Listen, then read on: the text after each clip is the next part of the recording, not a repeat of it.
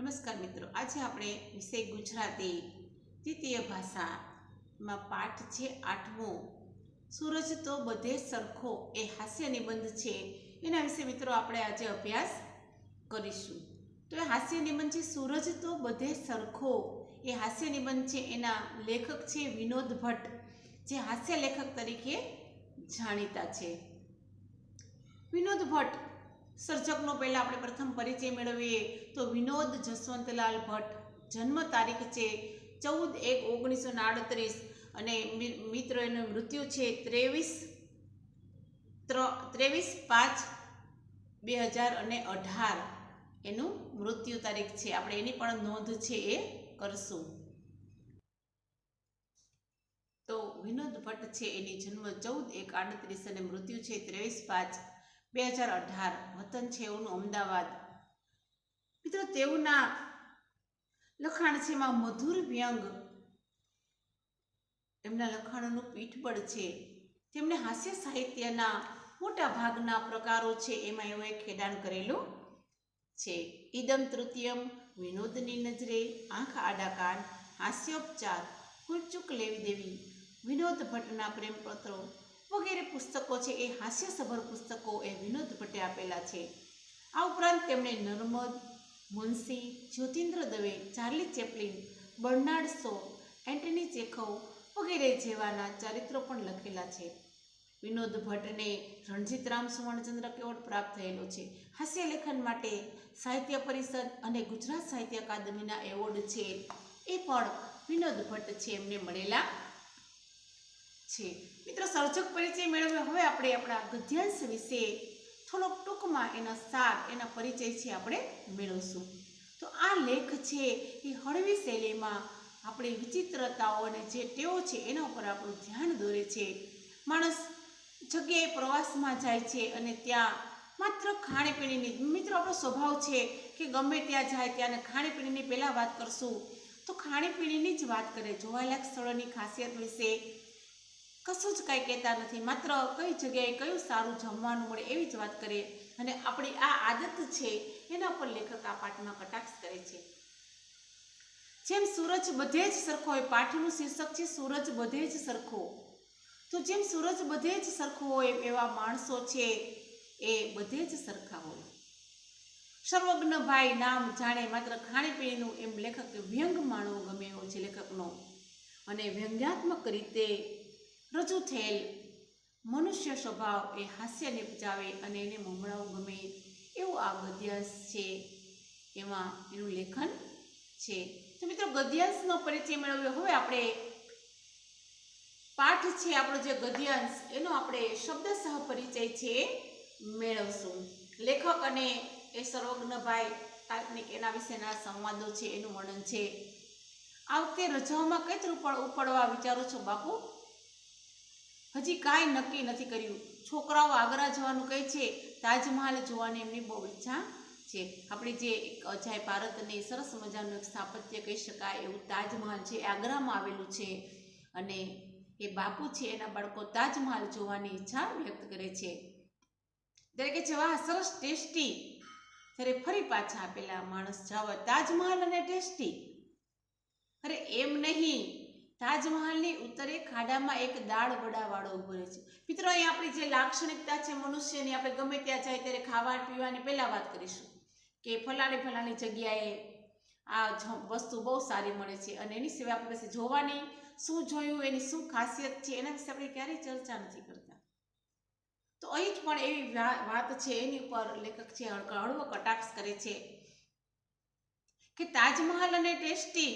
તો કે ના, તાજમહાલ ટેસ્ટીની વાત નથી કરતો, પણ તાજમહાલથી ઉત્તર દિશામાં જઈએ તો ખાડામાં એક દાળ વડાવાળો ઉભો છે. દાળ વડા એટલે દાળની અંદર દાળમાંથી બનાવવામાં આવતા એક વડા છે એને દાળ વડા કહેવાય, અથવા તો દાળની સાથે પણ તે ખાઈ શકાય એટલે એને દાળ વડા કહેવાય છે. તો એ દાળ વડા છે ઊભો રહે છે ત્યાં અને સાલો બ્યુટીફુલ દાળ વડા બનાવે છે. હળવી એની માટે સાલો એવો શબ્દ મૂકે છે કે બ્યુટીફુલ, સુંદર, સરસ મજાના ભાવે. અહીંયા તો ટેસ્ટી હોય એના બદલે બ્યુટીફુલ એવો વર્ડ છે મૂકેલો છે કે બ્યુટીફુલ દાળ વડા. મિત્રો દાળ વડા છે માત્ર બ્યુટીફુલ દેખાવમાં સુંદર એની સ્વાદમાં પણ એની માટે ટેસ્ટી શબ્દ વાપરવો જોઈએ. પણ હાસ્ય માટે બ્યુટીફુલ દાળવડા બનાવે છે એવો શબ્દ વપરાયેલો છે. અમે તો જ્યારે જ્યારે આગ્રા જઈએ ત્યારે હું તાજની બહાર બેસી અને દાળવડા ખાઈ લઉં છું. માણસોની જે વૃત્તિ છે એનું વર્ણન. તાજમહાલ જોવા ગયા તો તાજમહાલ જોવાનું એક બાજુ, ખાવાનું પહેલાં. અને આપણે મિત્રો ગમે ત્યાં જઈએ ત્યારે સમય થાય તો ગમે એવું પડતું મૂકીને પહેલાં ભોજનની વાત પછી કરીએ અને પછી ભજન કરીએ. એ આપણો માણસ છે, એનો સ્વભાવ છે. ત્યારે કીધું કે હું દાળવડા છે એ ખાઈ લઉં, પહેલાં જઈને તરત બહાર બેસી અને પછી જાઉં. ફરી પાછું લેખક એને પૂછે કે ભાઈ તાજમહાલ તો અદ્ભુત છે, ખૂબ સરસ છે, અનોખો છે, નિરાળો છે, નહીં? એવો પ્રશ્ન કરે. અને ત્યારે એ જે જવાબ આપે અને સાથે સાથે કેટલાક શબ્દોનો અર્થ છે એ પણ લખેલા છે કે સૂરજ તો સૂર્ય, ભાનુ, રવિ, ઈચ્છા, આકાંક્ષા, ટેસ્ટી તો સ્વાદિષ્ટ, બ્યુટીફુલ તો સુંદર, અદ્ભુત તો અનોખું. દાળવડા સાથે એટલે દાળની સાથે ખાવામાં આવતા અથવા દાળમાંથી બનાવવામાં આવતા બંને રીતે એને લઈ શકીએ. સાચું પૂછો તો બોસ મેં અંદર જઈને તાજમહાલ જોયું નથી. માણસ દિલ્હી આગ્રા સુધી જાય અને માત્ર ખાવા જ જાય, તાજમહાલ ન જોવે તો કેવી વાત ગણાય? તો બાપુ કહે છે કે મેં તો ખરેખર અંદર જઈને ખાલી તાજમહાલ જોયો જ નથી. ગજબ કહેવાય સર્વજ્ઞ ભાઈ. લેખક એની માટે સર્વજ્ઞ, હાસ્યનિક, સર્વજ્ઞ, બધું જાણનાર એવો શબ્દ વાપરે છે કે ગજબ કહેવાય આ સર્વજ્ઞ ભાઈને. કેવા માણસ કહેવાય કે દિલ્હી આગ્રા સુધી જાય અને તાજમહાલ ન જ માત્ર કે દાળવડા જ ખાવા જાય. તાજમહાલ હકીકતમાં અંદરથી જોયો નથી. અને આવી વાત કરે ત્યારે આપણે એના વિશે શું વિચારવું? ત્યારે કહે છે કે એમાં ગજબ શું છે યાર? તાજમહાલ નથી જોયો તો નથી જોયો, એમાં ગજબ શું છે? હું તો ખાલી ત્યાં આવી રીતે ખાણીપીણી કરવા માણસો જાય છે. અને પછી વાત કરે કે યાર એક માણસની 14મી ડિલિવરીમાં મરી ગયેલી પોતાની બૈરી પાછળ આ રીતે પૈસા બરબાદ કરે.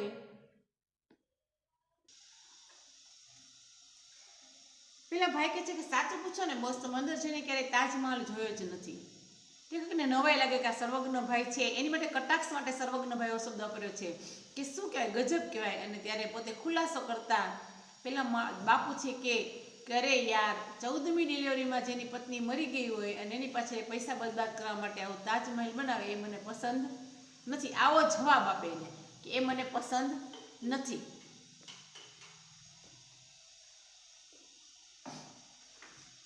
એટલે મેં સમજુ માણસ હોય તો બૈરીની પાછળ આખું આગ્રા જમાડે અથવા તો તાજમહાલ જેવી મોટી હોટલ બાંધે.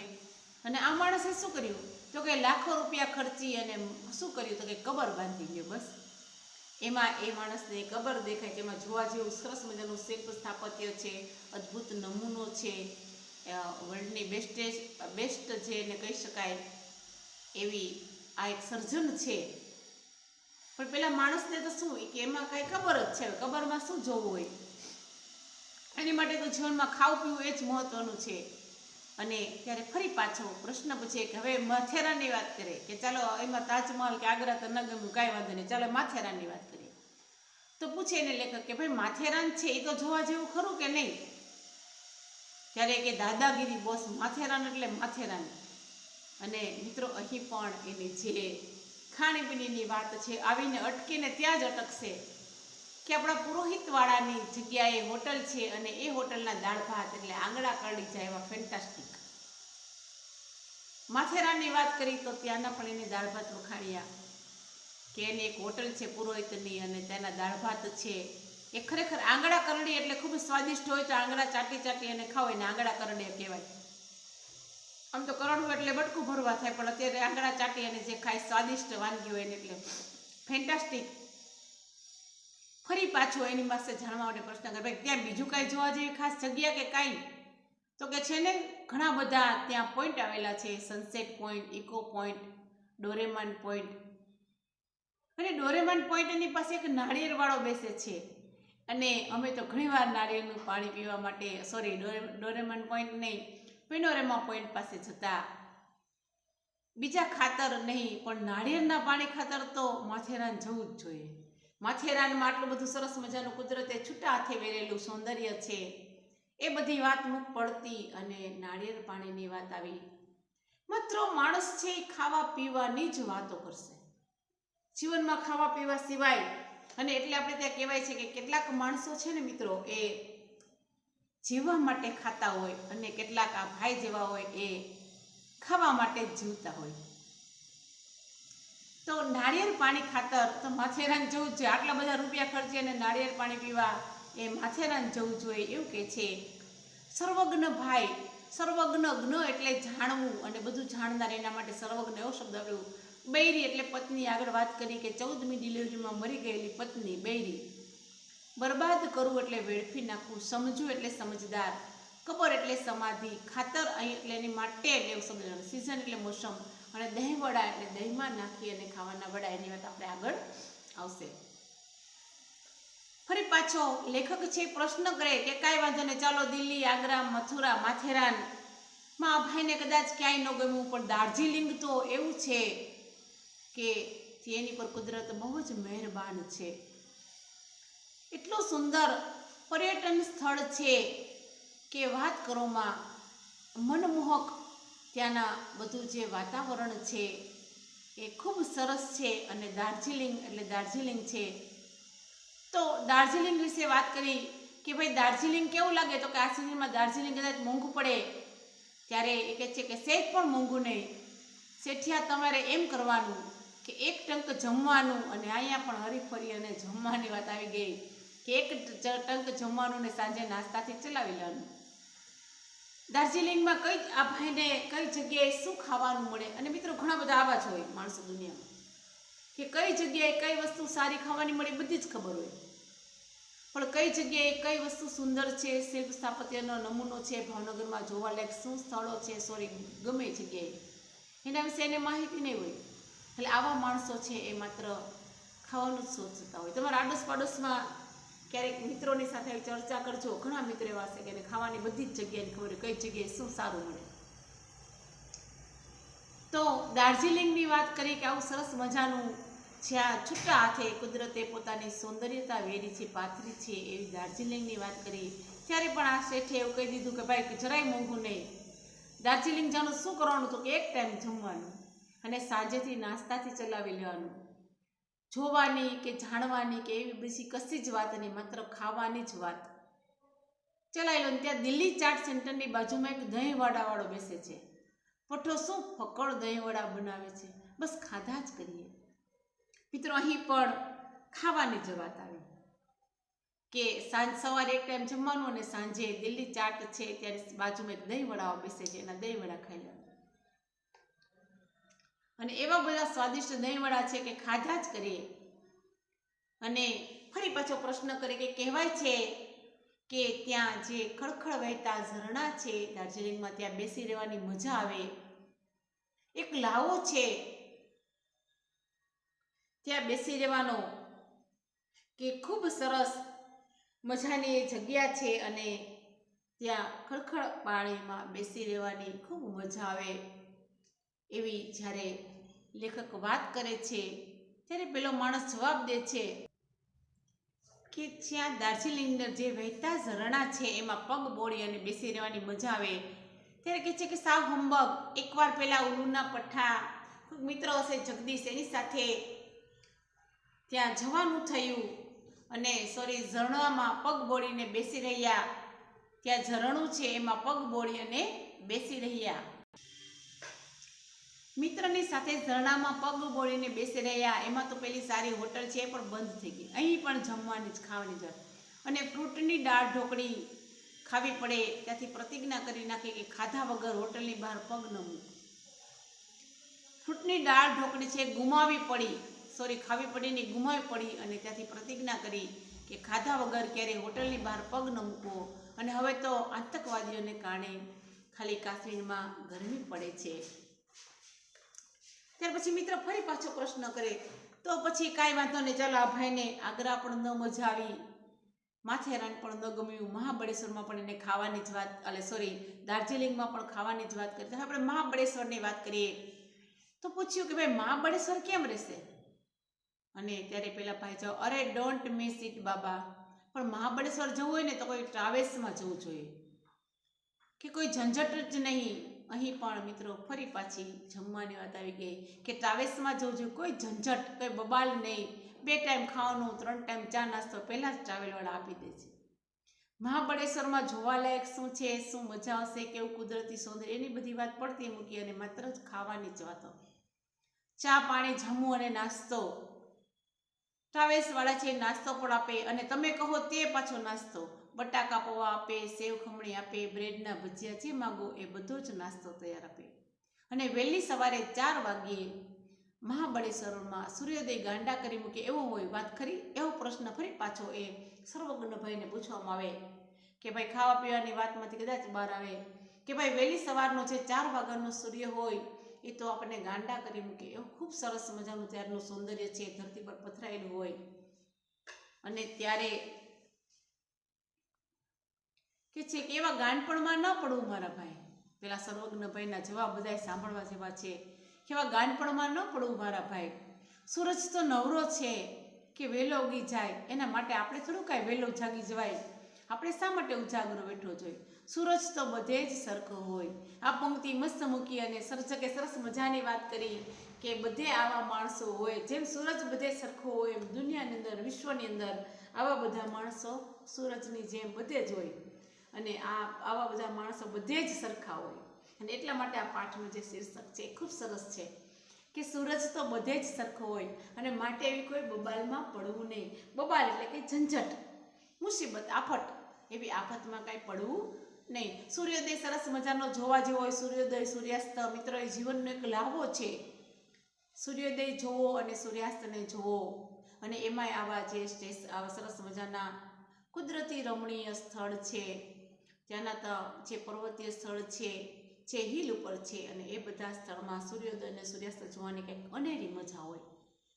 પણ જે માત્ર મેં તમને કીધું એમ ખાવા માટે જીવતા હોય એને કાંઈ ફેર ન પડે. એટલે એ લેખકને સલાહ દેતા કે છે કે ભાઈ આવા ગાનપણમાં ન પડવું. સૂરજ તો નવરો છે કે વહેલો ઉગી જાય અને એને માટે છે ને આપણે ઉજાગરો બેઠો. સૂરજ તો બધે જ સરખો હોય. તમે અહીંયા જુઓ, આપણા ઘરે જુઓ કે ત્યાં જુઓ, એમાં સૂરજમાં શું ફેર હોય? અને માટે આવી કોઈ વહેલે ઉઠવાની ઝંઝટમાં કે બબાલમાં પડવા જેવાની જરૂર નથી.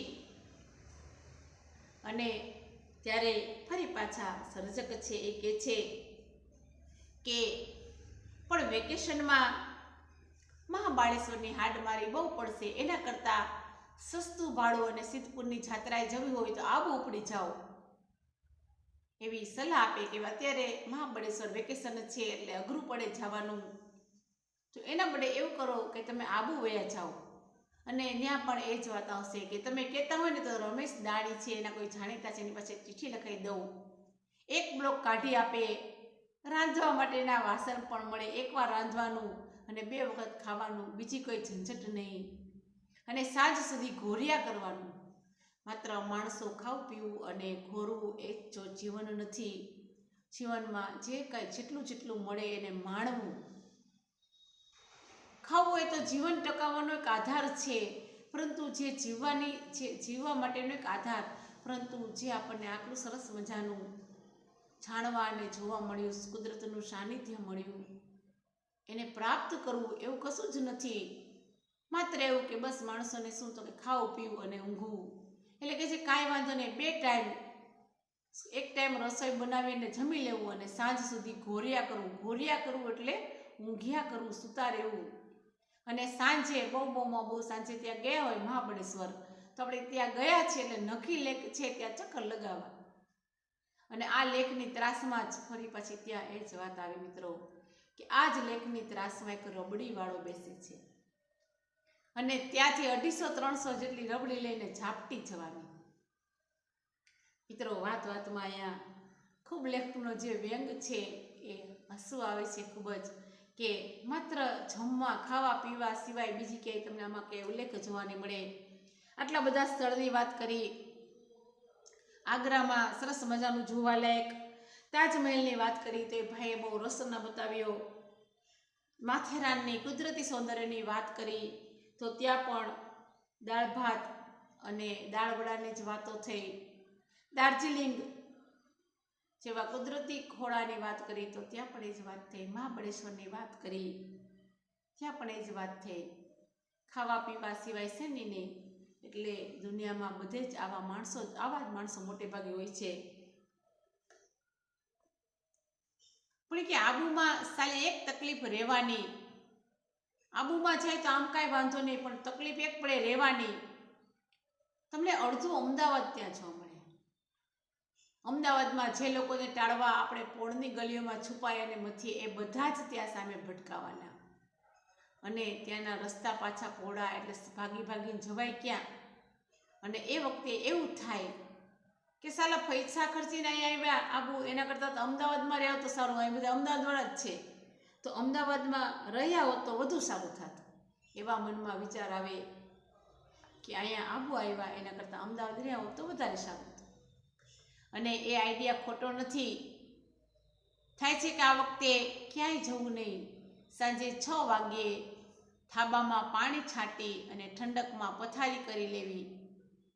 અમદાવાદની સાંજ આમે ઠંડકવાળી હોય અને વાહ, એ તો ઉત્તમ. ધાબામાં બેસી અને પટેલ છે, અમદાવાદના પટેલનો આઈસ્ક્રીમ છે મિત્રો, એ વખણાય છે. આઈડિયા એ કે ખોટો નથી. આ વખતે ક્યાંય જવું નહીં. શું કામ? તો કે આ વખતે એવું કરવું કે અમદાવાદના જે અગાસી છે ધાબા ઉપર પાણી છાંટી દેવું અને રાત્રે ઠંડક કરીને બેસી રહેવું. કેમ કે આબુમાં જાય તો ત્યાં આપણે અમદાવાદના બધા મળે તો આપણને એવું લાગે કે જાણે આપણે અમદાવાદમાં જ છીએ. તો આ વખતે વિચાર કેન્સલ કરી નાખવો અને અમદાવાદમાં સાંજના સમયે ઠંડકવાળું વાતાવરણ હોય ત્યારે ધાબા પર બેસવું.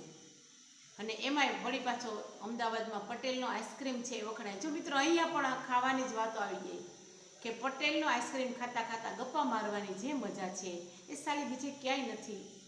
અને એટલે જ અંતે કહે છે કે પૃથ્વીનો છેડો ઘર, એટલે બાપુ આપણી તો એ જ સલાહ છે કે ઘરે રહેવું એમ. અને પછી ડોટ કરી અધૂરું વાક્ય મૂક્યું છે કે સમજી ગયા ને કે ઘરે જ રહેવું, ક્યાંય જવું નહીં. વિનોદ ભટ્ટ રચિત વગેરે વગેરે વગેરે એમાંથી આ પાઠ છે લેવામાં આવેલો છે. મિત્રો, હવે આગળના પીરિયડમાં આપણે એના પ્રશ્નોત્તર વિશે ચર્ચા કરીશું.